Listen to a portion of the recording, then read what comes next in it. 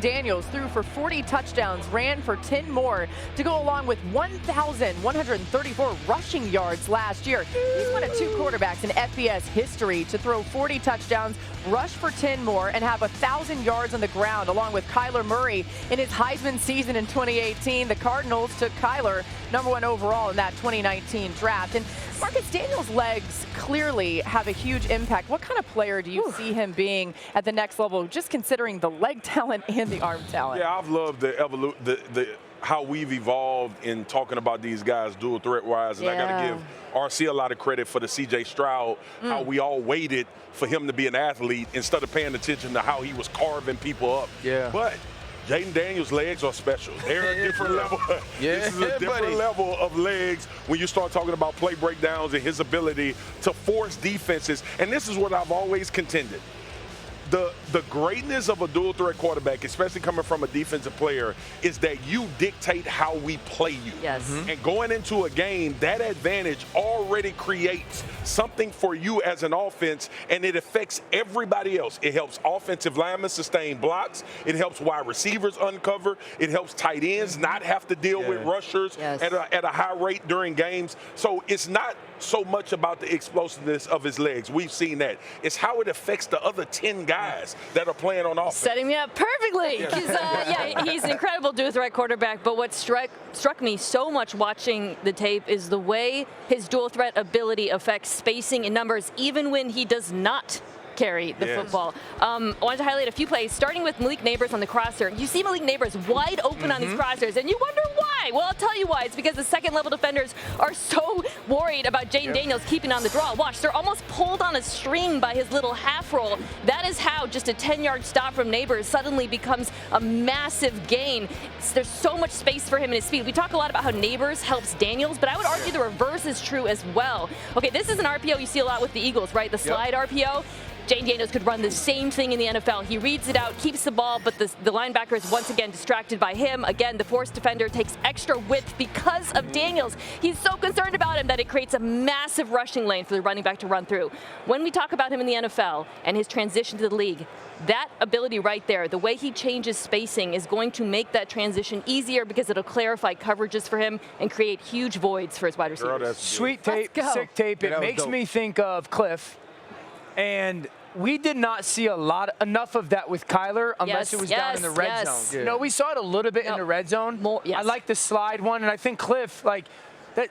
I don't want it to be everything in their offense in Washington, but it has to be a bigger part than it was for Kyler in Arizona. But also, too, think about how much that affected Jalen's game when we think about the Super Bowl run that they had 2 years ago as opposed to last year. Yeah, and it fits everything. So the reason why since I started the process, Jayden was the best quarterback for me were 2 things. I thought he had the fastest eyes, and I thought that when you're covered in college, it's open in the NFL, it's the best ball placement. This is one of my favorite plays of any of these guys. Elite processing, so dummy cadence, he's trying to gather information. He sees the Mississippi State defenders creep up. You're going to get all-out pressure, cover 0, okay? So he's then going to figure out what's the one-on-one option, how to get the ball in my hands. Bottom right corner, it's 3rd and 8, okay? He is going to know at the bottom of the screen it's a one-on-one route. And you like, all right, I love the one-on-one. I'm going to go take it. I only have 5 guys in protection. They're bringing 7. I'm going to play hot. He changes the protection, complete ownership, and now he's going to figure out what's the one-on-one. Guys, he's going to go throw the ball to the bottom of the screen and know I have to beat that safety. The bottom of the screen is not going to get open. You know how hard it is in cover 0 to know or expect I'm throwing to the bottom, have a free runner on your chest, he's not open, and get to number 2 of the progression to get to 4th and 1 and convert, and then make the right throw. I don't care if you can make all of them, make the right one. It's a double move out of the slot. RC, you showed it before with Nabers, a little bit of a stutter go. Hold the safety middle field. See how the safety, RC, he open his hips to the field. Now get your eyes back and make this throw off a hitch. He's not open. But Dan, this throw, this is one of the best throws I've ever seen, though. Bud, bang. Yes. So, but here's my thing. That's covered in college football. But in the NFL, that's open. You know what I'm saying? Yeah. And that's why I sit there. That's the perfect example of, like, the ball placement. And that's why there were so many examples of that on the tape. I sit there, and that's, for me, it was CJ. You know how many times you saw CJ make those throws last year? Like, whew. You know, that was the separator. You know, that kind of brought me back. Remember the Bryce throw against Kansas State that he puts in the corner where it doesn't look like it's open, and he puts that touch on it? That's what we saw similar there with Jayden. I just want to talk about the human. Yeah. Right? When I watched Jayden Daniels play against Justin Herbert in college in his freshman year, I said to myself, he's going to win a Heisman. Yeah. And then 2020 hits. Both of his grandparents passed. There's a defection of players. Antonio Pierce, who was the coach that recruited him, is fired. He goes through all of those things, picks up, leaves Arizona State, and starts over in a new culture, in a new place, in a place that's different about football than anywhere else in America. Plus, he's in a quarterback battle. All he does is continue to work, ingratiate himself in the community, the locker room, become a better player in all the places he needed to be to reach the potential of that kid I watched beat Justin Herbert at the age of 18. I think when you watch someone go through adversity and come out on the other side, it says a ton about him, and we got to see that through Jayden Daniels' journey. Real quick question, because you've said to me he's the most humble star you've ever been around. Does he have jerk in him? Yes.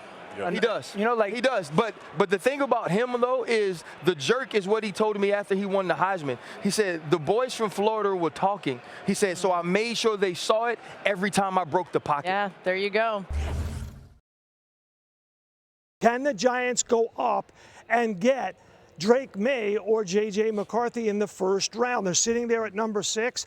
I talked to Joe Schoen, the GM of the New York Giants, late yesterday. They're still working the phones, still talking to teams above them and below them to give them the best possible option to move her up or down on the first round of the draft board. At number 6, going to be tough to go to number 3. Remember in 2018, when the Jets went from 6 to 3, they had to give up 3 second-rounders to the Indianapolis Colts. I'm told it's going to take more than that to go from 6 to 3 this time around. Why? Because the Patriots are also in the market for a quarterback. So they are really trying hard. They understand what's going on. Joe Schoen said to me, he's been told by other teams they're not going to do anything until they're on the clock. They're keeping the agents in the dark. It's going to be a very interesting couple hours around here. And here's the back page of your New York Daily News. There it is.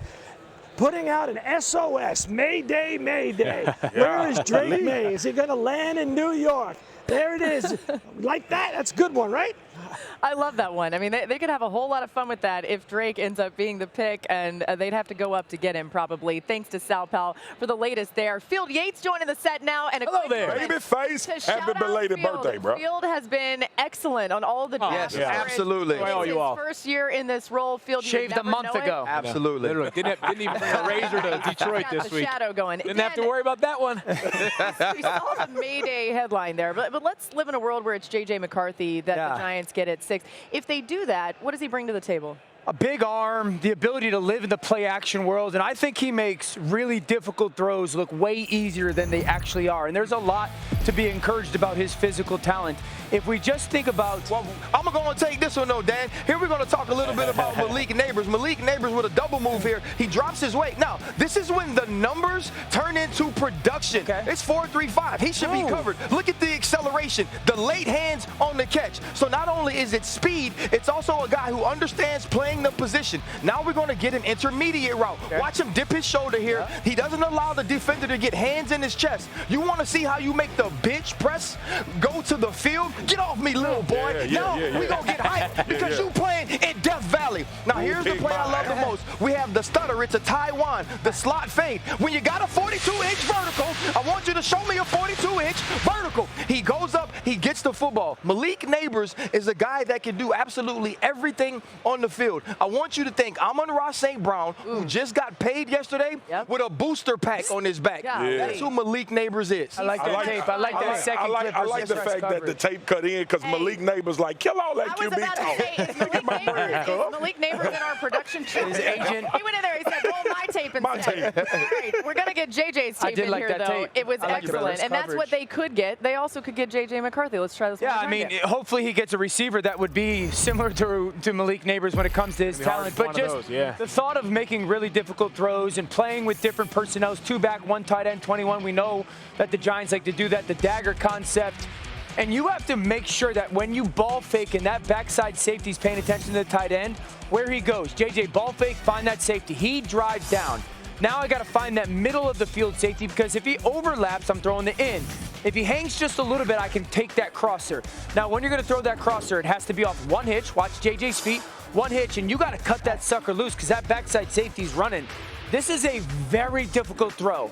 Hell Made yeah. look very easy. The firm touch, the placement of it, and I just think just because he wasn't necessarily afforded or asked the same opportunity on 1st and 2nd down like other guys were, it was this stressful environment like, hey, you're only doing on 3rd down, and he thrived in it. There's way more physical talent. I've said this.